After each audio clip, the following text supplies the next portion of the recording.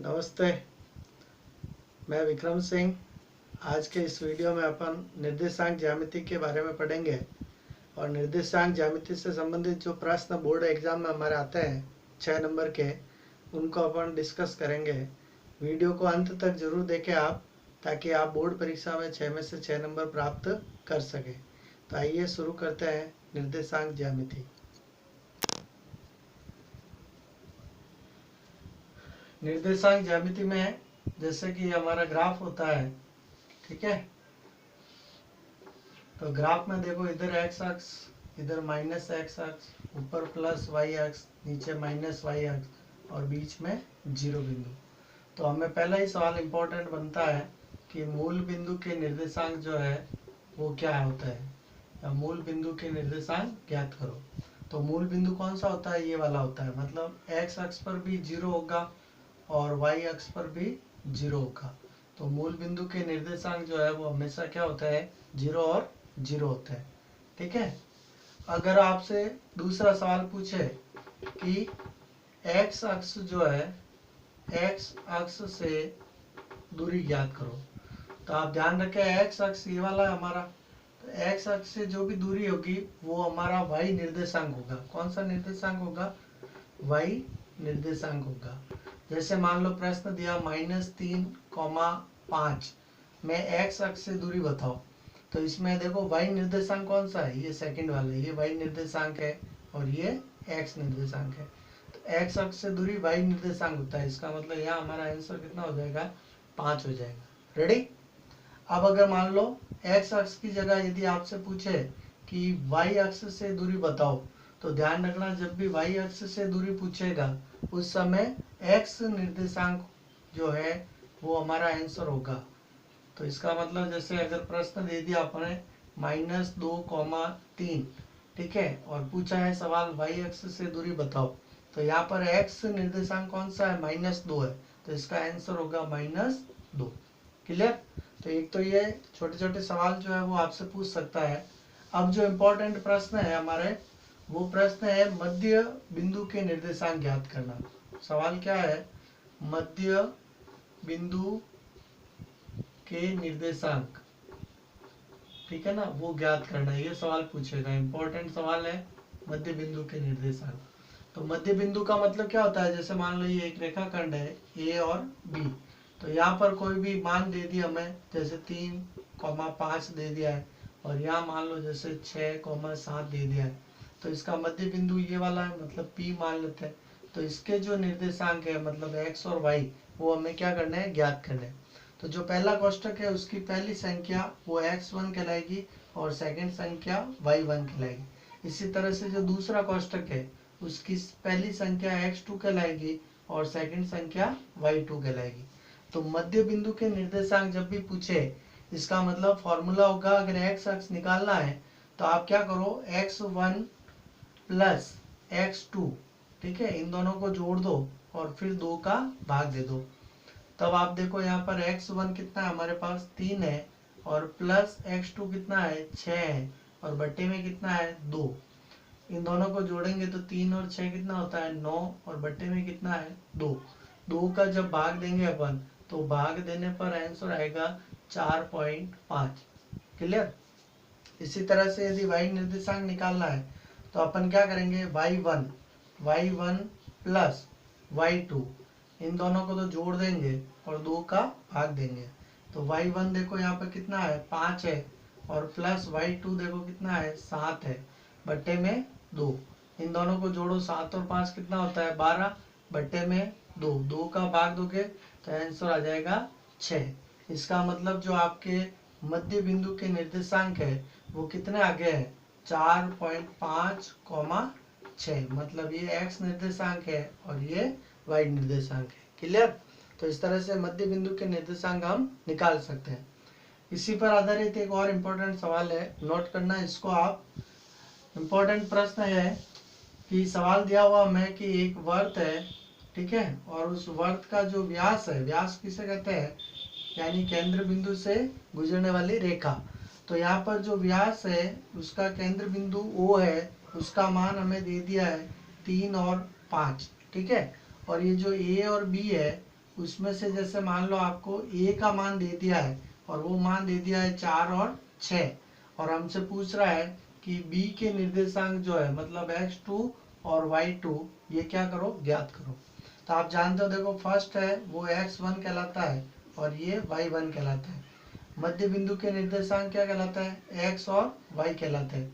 और इस बार हमें सवाल क्या पूछ रहा है, हमें पूछ रहा है x2 y2 ज्ञात करो, मतलब b के निर्देशांक ज्ञात करो। तब भी हमें ध्यान रखना है मध्य बिंदु के निर्देशांक का सूत्र ही लिखना है। तो सूत्र क्या है, जैसे मान लो x अक्ष निकाल रहे हो तो x अक्ष बराबर क्या होता है, x1 प्लस x2 बटा 2। तो अभी देखो यहाँ पर x अक्ष कितना है, 3 है, तो यहाँ तो 3 बटा 1 लिख लो आप, बराबर x1 का मान देखो कितना है, 4 है, और प्लस x2 हमें ज्ञात करना है, बट्टे में 2। अब आप ध्यान रखो यहाँ पर वज्र गुणा होगा, क्या होगा, वज्र गुणा होगा। तो वज्र गुणा कैसे करेंगे, ये वाली जो संख्या है 4 प्लस x2, ये जब इधर आएगा तो 4 प्लस x2 ऐसे कैसे आ जाएगा, क्यों, क्योंकि किसी भी संख्या को जब हम 1 से गुणा करते हैं तो वही संख्या आती है। फिर बराबर का निशान, अब 3 को 2 से गुणा करना है तो 3 दूनी कितना हो गया, 6 हो गया। अब देखो x2 निकालना है तो x2 बराबर कितना होगा, 6, और ये जो प्लस का 4 है इसको पक्षांतरण करेंगे, मतलब उस तरफ ले जाएंगे तो निशान चेंज हो जाएगा, मतलब माइनस का 4 हो जाएगा। तो अब आप बताओ x2 बराबर कितना आएगा, 6 में से 4 माइनस किया तो 2 आ गया, मतलब यहाँ x2 का मान कितना निकल करके आया हमारे पास, 2 निकल करके आया। ठीक इसी तरह से अपन y2 को भी ज्ञात कर सकते हैं।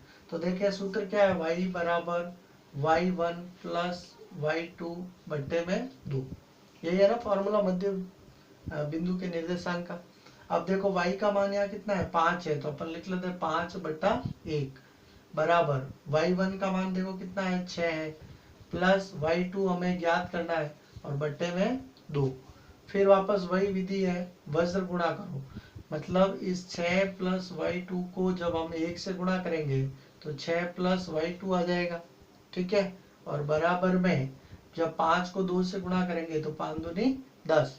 अब हमें y2 ज्ञात करना है तो y2 बराबर 10, और इस 6 को जब हम उधर ले जाएंगे मतलब पक्षांतरण करेंगे तो ये प्लस का 6 है, उधर जाने पर माइनस का 6 आ जाएगा, तो इसलिए y2 का मान 10 में से 6 माइनस किया कितना आ गया, 4। तो y2 का मान हमारे पास निकल करके आ गया है 4। तो हम कह सकते हैं कि b बिंदु जो है उसके जो निर्देशांक है वो हमारे पास 2,4। क्लियर। तो इस तरह से आप किसी भी प्रकार के मध्य बिंदु के निर्देशांक से संबंधित जो प्रश्न है वो आप सरल कर सकते हैं, ठीक है। अगला नोट कर ले इसको, अगला जो प्रश्न है इम्पोर्टेंट हमारे लिए,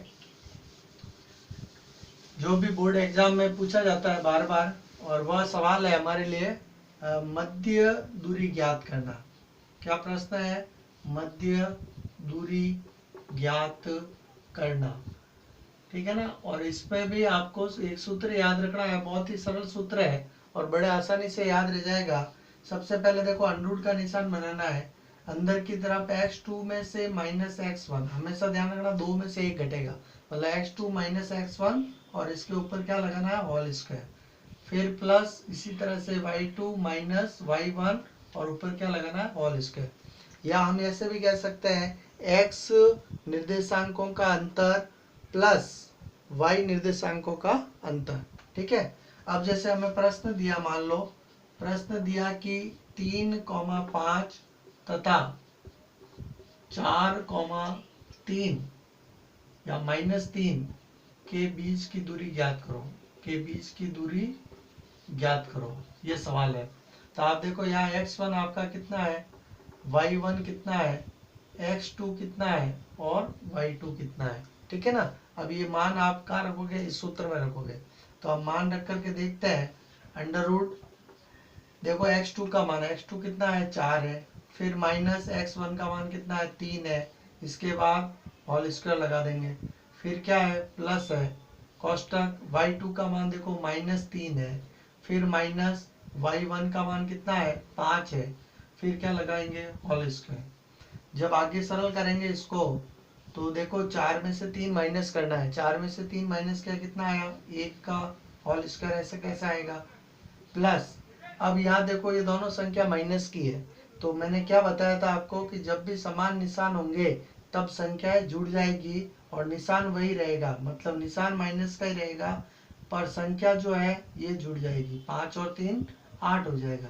मतलब क्या याद रखना, यहाँ नोट करके लिख लो आप कि समान निशान होने पर, समान निशान होने पर संख्याएं जो है, होने पर संख्याएं जुड़ जाती है, जुड़ जाती है, ठीक है ना। तो इसलिए अब 3 और 5 जुड़ गया, कितना आ गया, 8 आ गया। अब अपन आगे इसको सरल करेंगे तो आराम से हो जाएगा ये। यहाँ देखें आप, अंडरूट का निशान ऐसे कैसे लगा लो, ठीक है ना। 1 का स्क्वायर लिखा हुआ है, 1 का स्क्वायर का मतलब होता है 1 इंटू 1, तो 1 ही आएगा, तो यहाँ 1 लिख लेते हैं। फिर ये प्लस का साइन है, ये रहा प्लस का साइन, और -8 का स्क्वायर, इसका मतलब हुआ -8 इंटू -8। जब हम माइनस माइनस को गुणा करते हैं तो क्या बन जाता है, प्लस, है ना। और 8 को 8 से गुणा किया तो 8 8 64 हो जाते हैं, तो यहाँ हम लिख लेते हैं प्लस के 64। लास्ट स्टेप हो गया हमारा, इन दोनों को प्लस करना है, तो 64 और 1 कितना होता है, 65 होता है। अगर इसका वर्गमूल निकले तो ठीक है, और नहीं निकले तो यही हमारा क्या हो जाएगा, आंसर हो जाएगा।